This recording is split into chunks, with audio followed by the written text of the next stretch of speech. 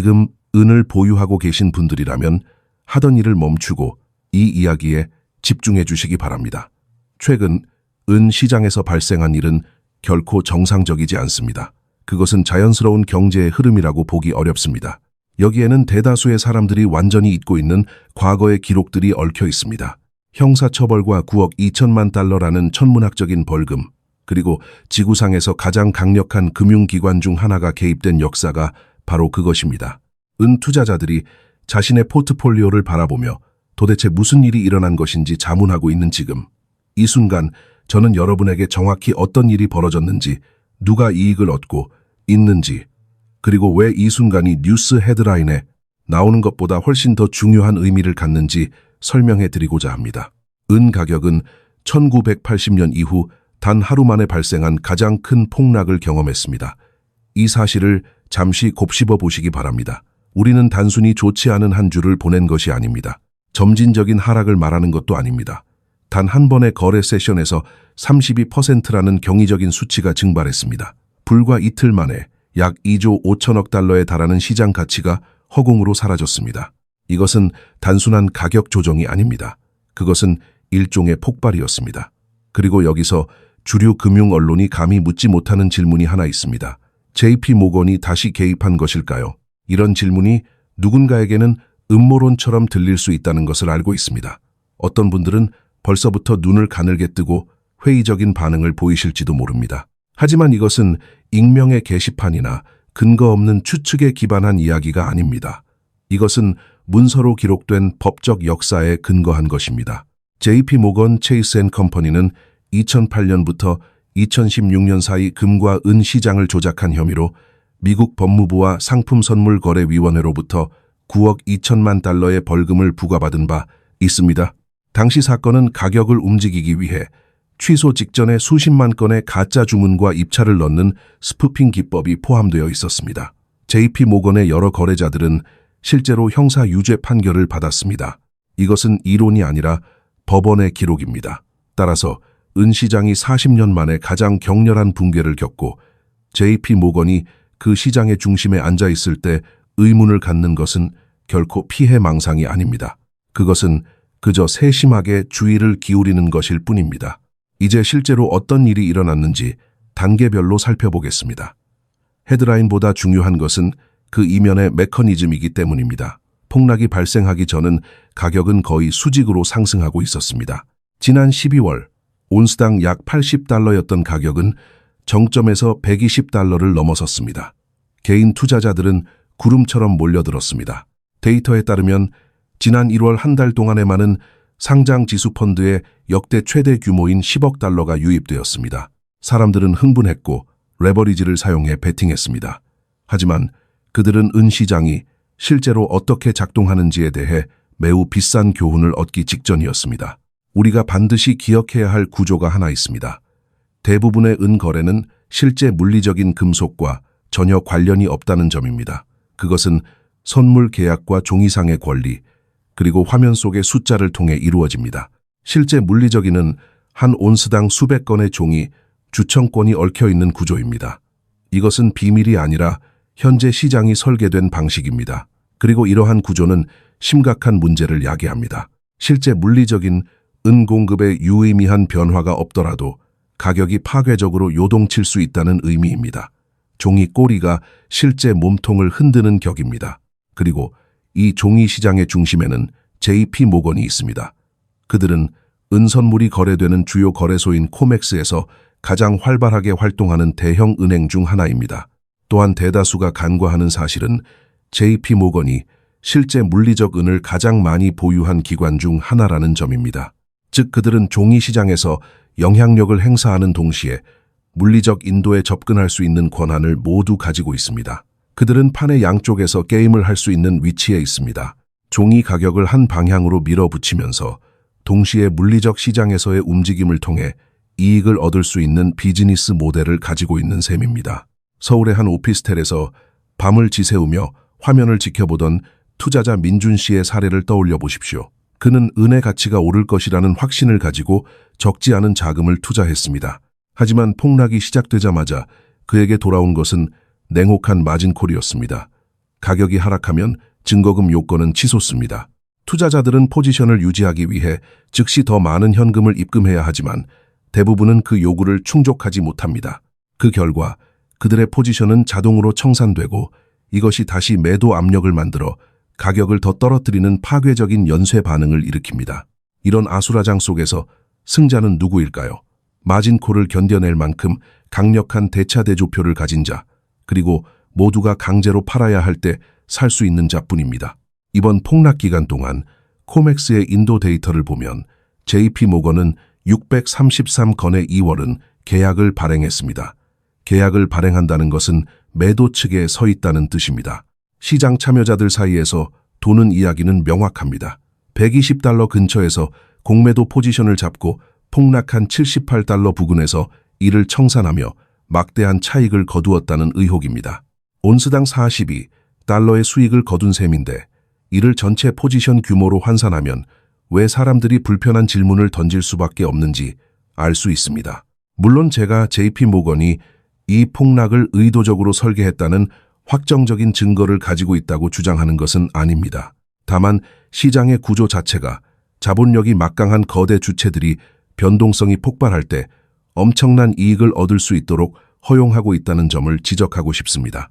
그리고 그 구조가 과거의 시장 조작으로 판결을 받은 적이 있는 은행과 만났을 때 점들을 연결해 보는 것은 지극히 합리적인 추론입니다. 이 이야기는 여기서 끝이 아닙니다. 이 폭락 기간 동안 전 세계적으로 일어난 일을 살펴보면 더욱 흥미로운 사실이 드러납니다. 미국 종이시장에서 은 가격이 온스당 $78 선으로 무너질 때 상하이의 물리적인 시장은 그보다 훨씬 높은 $136 수준에서 거래를 유지하고 있었습니다. 이 엄청난 괴리는 우리에게 중요한 신호를 보냅니다. 물리적인 수요는 사라지지 않았다는 사실입니다. 붕괴된 것은 오직 종이로 된 가격뿐이었습니다. 저는 지금까지 이번 폭락의 초기 징후와 그 이면에 숨겨진 거대 금융기관의 그림자를 살펴보았습니다. 민준 씨와 같은 수많은 투자자들이 절망에 빠진 그 순간 누군가는 차갑게 미소 지으며 수익을 챙기고 있었습니다. 이것이 단순히 시장의 우연인지 아니면 치밀하게 설계된 시나리오인지는 아직 논란의 여지가 있습니다. 하지만 한 가지 확실한 것은 우리가 보는 화면 속의 숫자가 실제 세상의 가치를 온전히 반영하지 못할 때가 있다는 것입니다. 저는 이어서 JP모건이 공식적으로 내놓은 분석과 그들이 왜 금에 대해서는 정반대의 목소리를 내고 있는지, 그리고 상하이 시장의 이례적인 움직임이 시사하는 바가 무엇인지 더 깊이 파고들어 보겠습니다. 상하이와 미국 시장 사이의 이러한 극명한 가격 차이는 단순히 지리적인 거리에 의한 것이 아니라 시장의 본질적인 구조가 무너졌음을 보여주는 결정적인 증거입니다. 미국 종이 시장에서 은 가격이 온스당 $78까지 곤두박질 치는 동안 아시아의 심장부인 상하이에서는 실제 은을 손에 넣기 위해 $136라는 막대한 비용을 기꺼이 지불하고 있었습니다. 이러한 가격 괴리는 물리적인 은의 공급이 부족해서 발생한 것이 아니라 종이로 거래되는 선물 시장이 실제 현실과 얼마나 동떨어져 있는지를 적나라하게 보여줍니다. 우리가 흔히 접하는 은 가격은 대부분 코맥스와 같은 대형 선물 거래소에서 결정됩니다. 하지만 여기서 우리가 반드시 이해해야 할 냉혹한 진실이 있습니다. 현재 전 세계적으로 거래되는 은의 90% 이상은 실물이 없는 종이 계약에 불과하다는 사실입니다. 실제 은 한 온스가 창고에 보관되어 있다면 그 위에는 수백 장의 종이, 권리증이 겹겹이 쌓여 있습니다. 이것은 마치 하나의 의자를 두고 수백 명의 사람들이 서로 자기 것이라고 주장하는 의자 뺏기 게임과 같습니다. 평소에는 아무런 문제가 없어 보이지만 시장에 공포가 닥치고 모든 사람이 실물 인도를 요구하기 시작하면 이 정교한 시스템은 순식간에 모래성처럼 무너집니다. 서구권의 대형 은행들은 오랫동안 이 종이 시장을 통제하며 가격을 억제해왔습니다. 그들은 엄청난 자금력을 바탕으로 실제 은을 보유하지 않고도 막대한 양의 매도 주문을 쏟아낼 수 있습니다. 2026년, 현재 우리가 목격하고 있는 현상은 이러한 종이 시장의 지배력이 임계점에 도달했음을 시사합니다. 상하이 시장에서 가격이 높게 유지되는 이유는 그곳의 투자자들이 더 이상 서구권의 종이 가격을 신뢰하지 않기 때문입니다. 그들은 화면 속의 숫자보다 내 손안의 은 한 조각이 훨씬 더 가치 있다는 사실을 깨달았습니다. 특히 한국을 비롯한 아시아 국가들의 첨단 산업 분야에서 은의 수요는 상상을 초월합니다. 은은 단순히 투자 자산이 아닙니다. 그것은 현대 문명을 지탱하는 핵심적인 원자재입니다. 우리가 매일 사용하는 스마트폰과 태블릿, 그리고 차세대 이동수단인 전기차에는 필수적으로 은이 들어갑니다. 더욱 중요한 것은 에너지 전환의 핵심인 태양광 패널입니다. 전 세계적으로 탄소 중립 열풍이 불면서 태양광 발전 시설은 기하급수적으로 늘어나고 있으며 그 안에는 엄청난 양의 은 페이스트가 사용됩니다. 2026년 한 해 동안 태양광 산업에서만 소비되는 은의 양은 수억 온스에 달할 것으로 예측됩니다. 중요한 점은 금과 달리 은은 한 번 산업용으로 사용되면 회수하기가 매우 어렵고 비용이 많이 든다는 것입니다. 은 소모되는 금속입니다. 매년 지표면 아래에서 채굴되는 은의 양보다 소모되는 양이 더 많은 만성적인 공급 부족 상태가 지속되고 있습니다. 그런데 왜 가격은 오히려 폭락하는 것일까요? 이것이 바로 거대 금융기관들이 설계한 마법의 통계입니다. 그들은 선물 시장의 레버리지를 이용해 인위적인 하락을 유도합니다. 가격이 조금만 하락해도 레버리지를 사용한 개인 투자자들은 담보가치 하락으로 인해 마진콜을 받게 됩니다. 이때 발생하는 강제 청산 물량은 다시 가격을 끌어내리는 기폭제가 됩니다. 이번에 발생한 32%의 폭락 역시 이러한 연쇄적인 청산 과정의 산물입니다. 기관들은 이 과정을 통해 개인들의 물량을 헐값에 받아내고 포트폴리오를 재구성합니다. 종이 시장에서 벌어지는 이러한 난투극은 실제 산업 현장의 목소리를 철저히 외면하고 있습니다.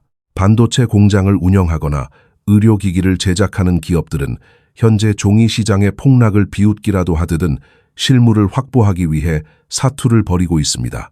그들에게 은은 투기 대상이 아니라 생존을 위한 필수품이기 때문입니다.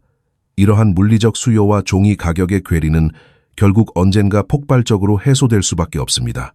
역사는 우리에게 가짜가 진짜를 영원히 이길 수 없다는 것을 가르쳐줍니다. 더욱 기이한 현상은 JP 모건과 같은 대형 은행들의 이중적인 행태입니다. 그들은 대외적으로는 은에 대해 비관적인 전망을 쏟아내며 개인들의 공포를 조장합니다.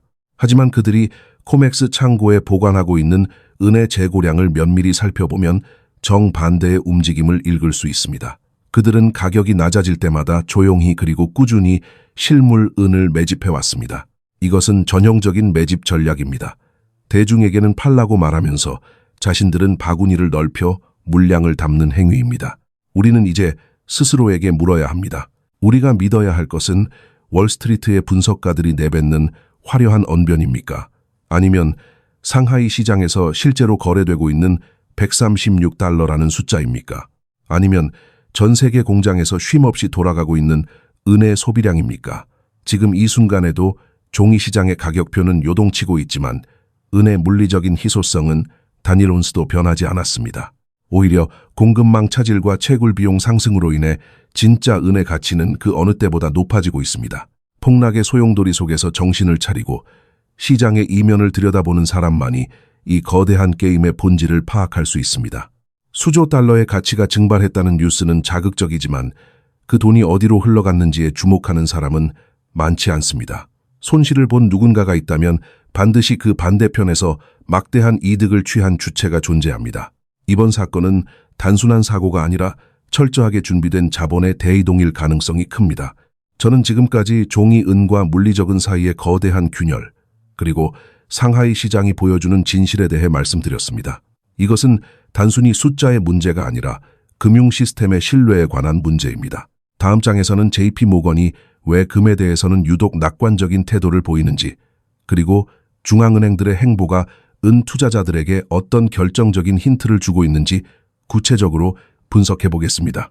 이 거대한 퍼즐의 조각들이 하나로 합쳐지는 순간 여러분은 비로소 시장의 진짜 얼굴을 보게 될 것입니다. JP 모건이 은 시장에 대해 이토록 비관적인 전망을 쏟아내는 와중에 이와는 정반대로 금에 대해서는 놀라울 정도로 낙관적인 태도를 보이고 있다는 점은 우리에게 매우 중요한 시사점을 던져줍니다. 최근 JP 모건의 수석 분석가인 마르코 콜라노비치는 은 가격이 현재 수준에서 50% 가까이 더 하락할 수 있다는 충격적인 예측을 내놓았습니다. 그는 은 시장의 급등을 과거의 밈 주식 열풍과 비교하며 투기적 광풍이 빠지는 과정에서 처참한 붕괴가 일어날 것이라고 경고했습니다. 흥미롭게도 이러한 발표가 나온 직후 은 시장은 기다렸다는 듯이 폭락을 시작했습니다. 하지만 이들의 시선을 금으로 돌려보면 이야기는 완전히 달라집니다. JP 모건은 금 가격이 2030년까지 온스당 8,000달러에 도달할 수 있다는 파격적인 전망을 유지하고 있습니다. 당장 2026년 말까지만 하더라도 금이 온스당 6,300달러까지 치솟을 것이라고 말합니다. 이는 현재 가격에서 약 32%나 더 상승할 여력이 있다는 뜻입니다. 같은 귀금속 시장 안에서 왜 이토록 극명한 온도 차이가 발생하는 것일까요? JP 모건은 그 근거로 전 세계 중앙은행들의 행동 변화를 꼽습니다. 중앙은행들은 현재 역사상 유례없는 속도로 금을 사들이고 있습니다. 2026년 한 해에만 중앙은행들이 매입할 것으로 예상되는 금의 양은 약 800톤에 육박합니다. 반면 중앙은행들은 은을 사들이지 않습니다. 적어도 금과 같은 규모로는 말입니다. 이 차이가 바로 금과 은의 운명을 가르는 결정적인 요소가 됩니다. 금 시장 아래에는 전 세계 중앙은행과 국부 펀드라는 거대한 기관들의 지지선이 견고하게 구축되어 있습니다. 금값이 조금이라도 떨어지면 이들은 즉시 시장에 개입하여 물량을 확보합니다. 덕분에 금은 하락장에서 상대적으로 방어력이 강합니다. 하지만 은은 다릅니다. 시장은 거대 기관보다는 개인 투자자와 산업 수요에 훨씬 더 많이 노출되어 있습니다. 기관의 보호막이 없는 상태에서 은은 시장의 공포와 투기 세력의 공격에 무방비로 노출될 수밖에 없습니다. 여기서 우리는 고도의 심리전과 게임 이론을 읽어내야 합니다. 만약 당신이 거대한 자본을 가진 기관이고 특정 자산을 낮은 가격에 대량으로 매집하고 싶다면 어떤 전략을 취하시겠습니까? 당연히 대외적으로는 해당 자산의 위험성을 강조하고 부정적인 리포트를 발행하여 대중들이 공포에 질려 물량을 던지게 만들 것입니다. 가격이 40% 이상 폭락하여 모든 개인 투자자가 항복을 선언할 때 비로소 조용히 그 물량을 받아내는 것이 이 바닥의 오랜 생존 방식입니다. 공적인 발언보다는 그들이 실제로 움직이는 보상체계와 동기를 이해하는 것이 훨씬 더 중요합니다. 이제 은의 펀더멘털을 다시 한번 들여다보겠습니다. 이틀 만에 발생한 32%의 폭락으로 인해 은의 본질적인 가치가 변했습니까? 결코 그렇지 않습니다. 이 전자제품과 의료 장비, 그리고 수처리 시설에 필수적이라는 사실은 변하지 않았습니다. 특히 현대산업의 쌀이라고 불리는 반도체와 미래 에너지의 핵심인 태양광 기술에서 은을 대체할 수 있는 물질은 아직 존재하지 않습니다.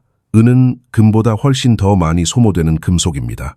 태양광 패널 속에 들어간 은은 제품의 수명이 다하면 재활용하기가 너무나 까다로워 사실상 버려지는 경우가 많습니다.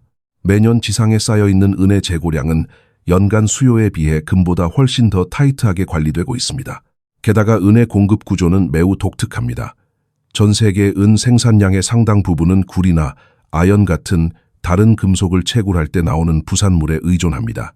이는 은 가격이 폭등한다고 해서 광산 회사들이 즉각적으로 은 생산량을 늘릴 수 없음을 의미합니다. 공급의 탄력성이 극히 낮다는 점은 수요가 몰릴 때 가격이 폭발적으로 상승할 수 있는 배경이 됩니다.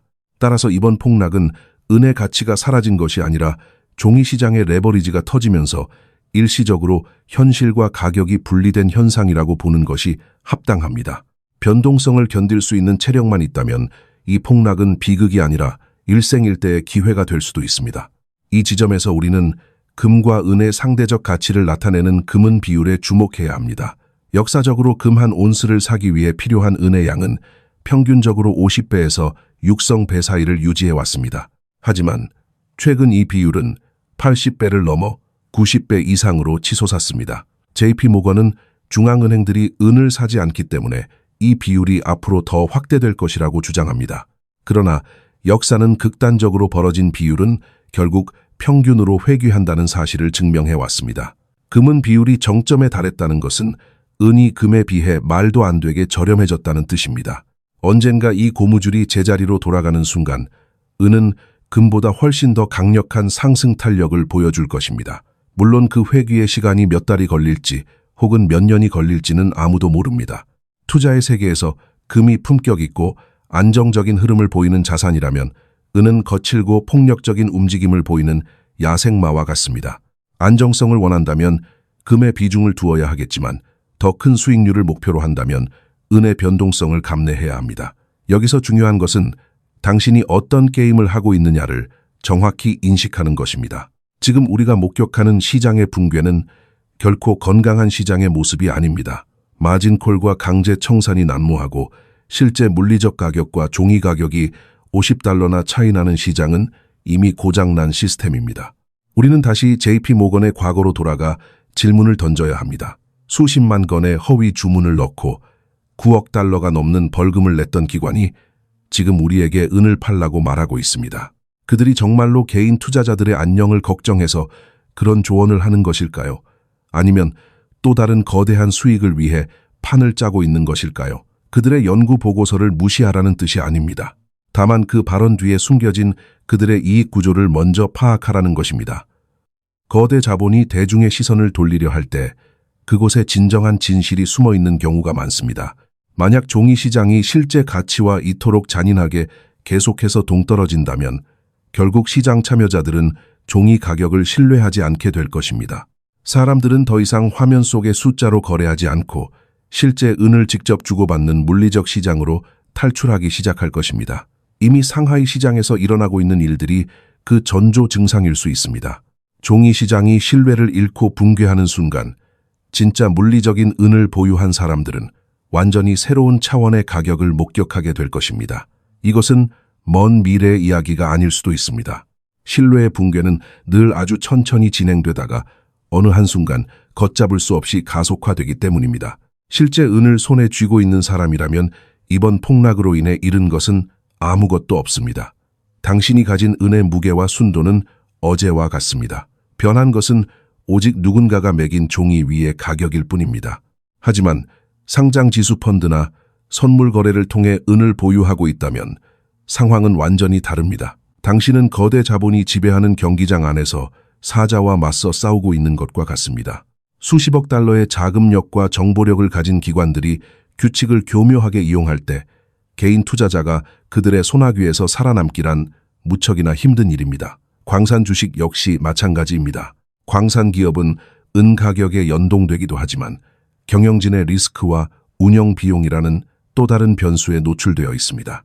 결국 가장 안전하고 확실한 노출은 실제 금속을 보유하는 것입니다. 이제 우리가 앞으로 지켜봐야 할 몇 가지 핵심 지표를 정리해 보겠습니다. 첫째는 금은 비율입니다. 이 비율이 역사적 극점에 도달할 때가 언제인지를 주시하십시오. 둘째는 물리적 은에 붙는 프리미엄입니다. 종이 가격은 낮은데 실제 은을 살 때 지불해야 하는 웃돈이 계속 높아진다면 그것은 시장의 왜곡이 극에 달했다는 강력한 신호입니다. 셋째는 상하이 시장의 동향입니다. 서구권의 종이 가격과 동양의 물리적 가격 사이의 괴리가 유지되거나 더 커지는지를 확인해야 합니다. 마지막으로 JP 모건의 포지션 변화입니다. 비록 지연된 데이터이긴 하지만 이들이 어느 순간은 매도 포지션을 줄이고 매수로 돌아서는 시점이 올 것입니다. 그날이 바로 그들이 생각하는 진짜 바닥일 가능성이 높습니다. 지금 은 시장에서 벌어지는 일은 단순한 가격 하락 그 이상의 의미를 지닙니다. 이것은 레버리지와 파생 상품이 실제 실물 자산을 압도해버린 현대 금융 시스템의 취약성을 상징적으로 보여줍니다. 이러한 시스템은 변동성을 견디지 못하는 약자들의 주머니를 털어 강자의 금고를 채우는 방식으로 작동합니다. 하지만 이 게임의 규칙을 이해하고 있다면 우리는 더 이상 그들의 사냥감이 되지 않을 수 있습니다. 공포가 시장을 지배할 때 냉정하게 구조를 들여다보고 거인들의 발자국을 추적하십시오. 우리가 목격한 이번은 시장의 대폭락은 단순히 자산 가치의 하락을 넘어 우리 시대의 금융 시스템이 안고 있는 근본적인 모순을 적나라하게 드러냈습니다. 시스템을 움직이는 거대 권력들은 자신들의 이익을 위해 언제든 시장의 변동성을 무기로 사용할 준비가 되어 있습니다. 하지만 우리가 은의 본질적인 가치와 그들이 설계한 게임의 법칙을 정확히 이해한다면 공포라는 감정에 휩쓸리지 않을 수 있습니다. 은은 1980년 이후 가장 고통스러운 하루를 보냈지만 그 물리적 성질과 산업적 중요성은 단일 밀리그램도 훼손되지 않았습니다. 반도체 회로를 흐르는 전기와 태양광 패널이 흡수하는 빛 속에서 은은 여전히 대체 불가능한 존재로 남아 있습니다. 종이 가격이 실물 가치를 배반하는 시기가 길어질수록 진실의 힘은 더욱 강력하게 응축됩니다. 이번 사태가 10년 만에 찾아온 최고의 매수 기회일지 혹은 더 큰 하락의 서막일지는 시간이 증명할 것입니다. 하지만 분명한 것은 실물을 소유한 자는 시장의 소음으로부터 자유롭다는 사실입니다. 여러분은 이번 폭락을 보며 어떤 생각을 하셨습니까? 과연 JP 모건이 다시 한번 시장을 조작하고 있다고 보십니까? 아니면 이것이 현대 금융시장이 작동하는 지극히 평범한 방식이라고 생각하십니까? 지금 이 하락장에서 은을 더 사들이고 계신가요? 아니면 두려움의 포지션을 정리하고 계신가요? 여러분의 의견을 댓글로 남겨주시기 바랍니다. 여러분의 목소리는 같은 고민을 하는 다른 투자자들에게 큰 힘과 통찰이 될 것입니다. 우리는 흔들리는 세상 속에서 진짜 가치를 지키기 위해 노력해야 합니다. 숫자가 아닌 실체를 보고 소음이 아닌 본질에 귀를 기울이는 지혜가 필요한 시점입니다. 시장의 거인들은 대중이 당황하고 분열될 때 가장 큰 수익을 올립니다. 하지만 우리가 깨어있고 서로의 정보를 공유하며 단단하게 결속한다면 그들의 의도대로 흘러가지만은 않을 것입니다. 오늘 제가 전해드린 이 긴 이야기가 여러분의 소중한 자산을 지키고 미래를 설계하는 데 작은 이정표가 되기를 진심으로 바랍니다. 2026년 2월 현재 은시장은 여전히 폭풍 전야와 같습니다. 하지만 폭풍이 지나간 자리에는 언제나 새로운 기회가 싹트기 마련입니다. 여러분이 어떤 선택을 하든 그 바탕에는 철저한 분석과 확고한 신념이 있기를 응원합니다. 화면 속의 빨간 숫자에 가슴 졸이기보다는 그 숫자가 가리키고 있는 더 먼 미래의 가치를 바라보시기 바랍니다.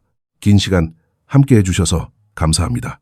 저는 다음번에도 더 깊이 있고 예리한 시장의 진실을 들고 찾아뵙겠습니다. 여러분의 투자가 늘 평안하고 풍요롭기를 진심으로 기원합니다.